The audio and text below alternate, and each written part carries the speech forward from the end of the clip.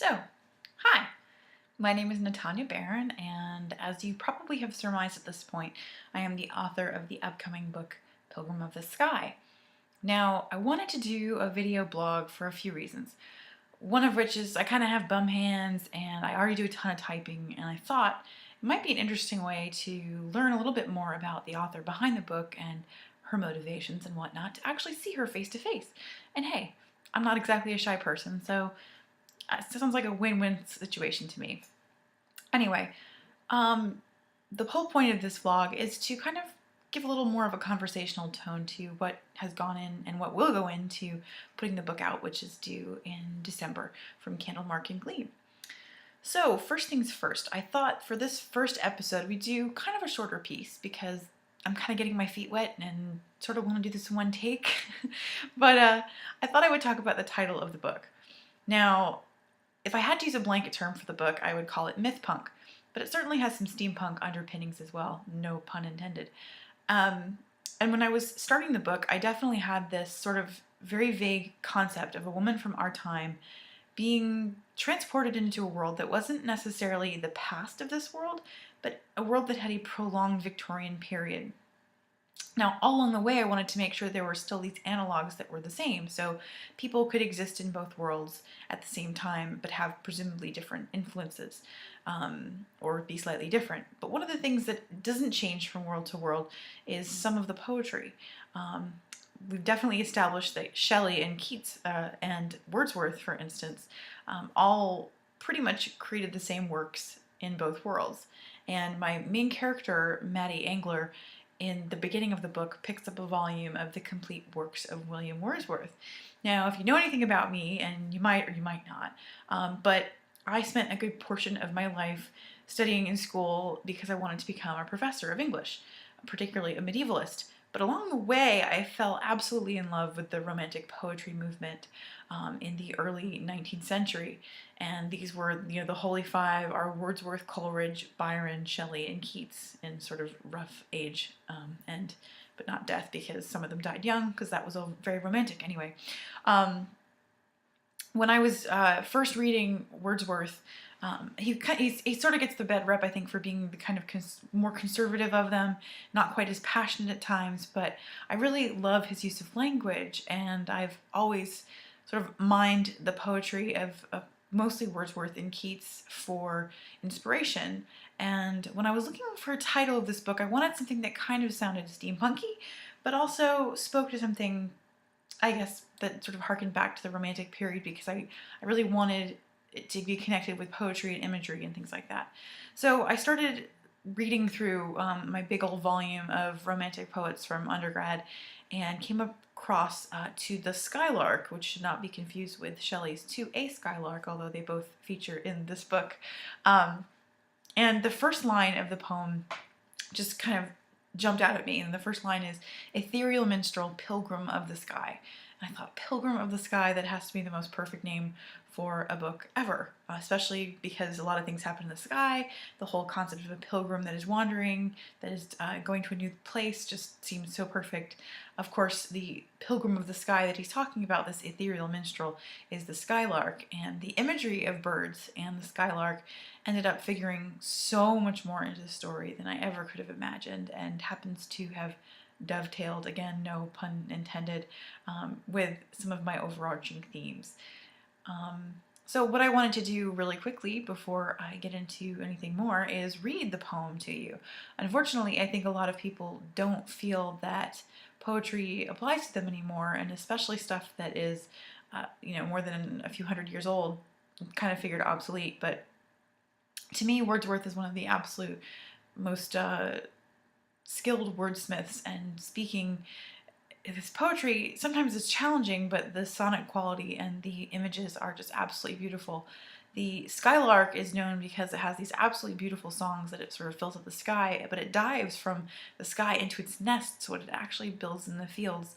So a lot of this poem sort of imagines this creature of sort of two worlds, the sky and the earth, and the book itself definitely speaks to a very similar theme. So anyway, I am going to go over to my other window here and open up To the Skylark by William Wordsworth.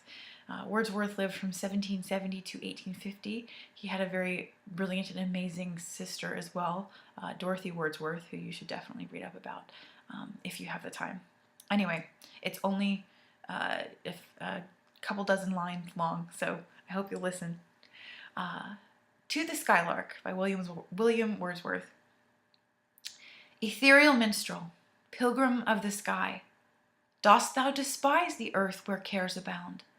Or while the wings aspire, are heart and eye both with thy nest upon the dewy ground? Thy nest, which thou canst drop into at will, those quivering wings composed, that music still. To the last point of vision and beyond, mount, daring warbler, that love-prompted strain, twixt thee and thine a never-failing bond, thrills not the less the bosom of the plain. Yet mightst thou seem, proud privilege, to sing, all independent of the leafy spring. Leave to the nightingale her shady wood, a privacy of glorious light is thine, whence thou dost pour upon the world a flood of harmony with instinct more divine. Type of the wise who soar but never roam, true to the kindred points of heaven and home.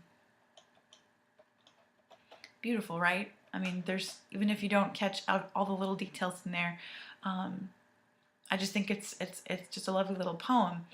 Now, to talk a little bit about my writing process and how this poem made its way in, I'd like to say that I'm an extremely organized writer, that I put binders together and flowcharts and cut pictures out, but the truth is that I definitely ascribe to the Stephen King school of writing, at least when I remember reading On Writing about, I guess it's almost 10 years ago now, and he talked about how writing is very much like archaeology, and sometimes you're just working to kind of scrape away at the surface, and more the story comes to being.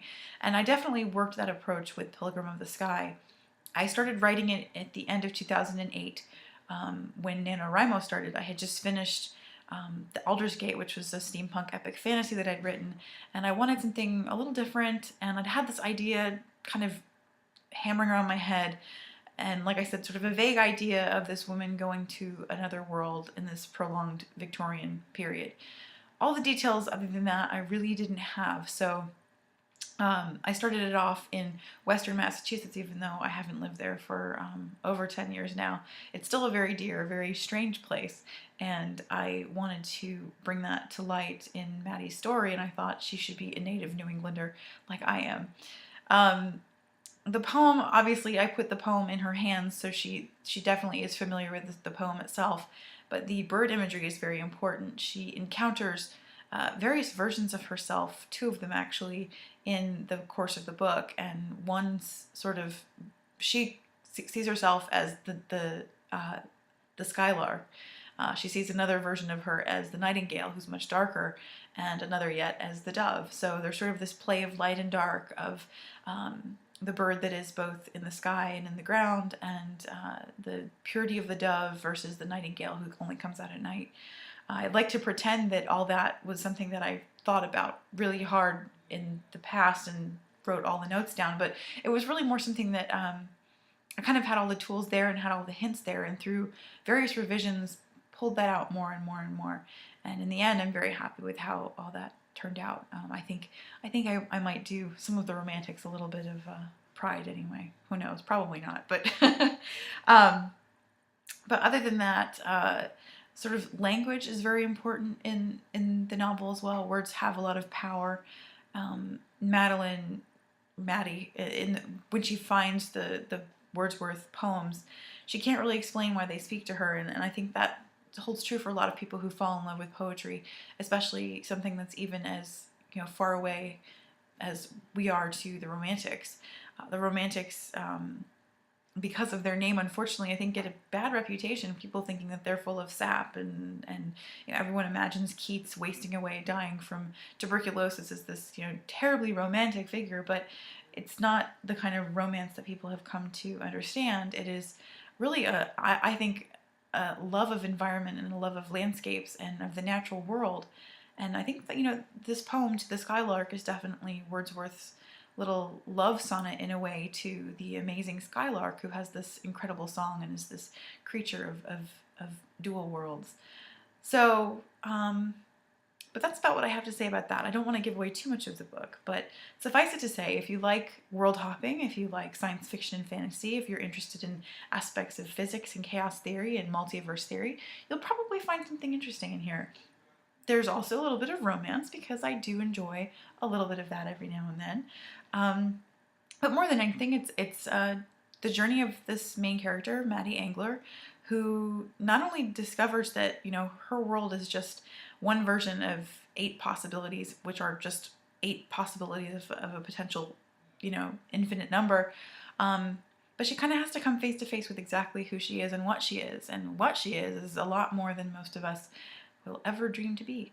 So without giving away too much more, I'm going to sign off and thank you for listening to my inaugural vlog, and I hope that you enjoyed the poem. I hope that you visit, you Google search William Wordsworth and certainly give him a try. I will talk about Shelley's To a Skylark a little later, which is a very different kind of poem, and talk about the differences and where that poem led me, and as well as some of the other details behind Pilgrim of the Sky. So thanks, and hope to see you back again soon.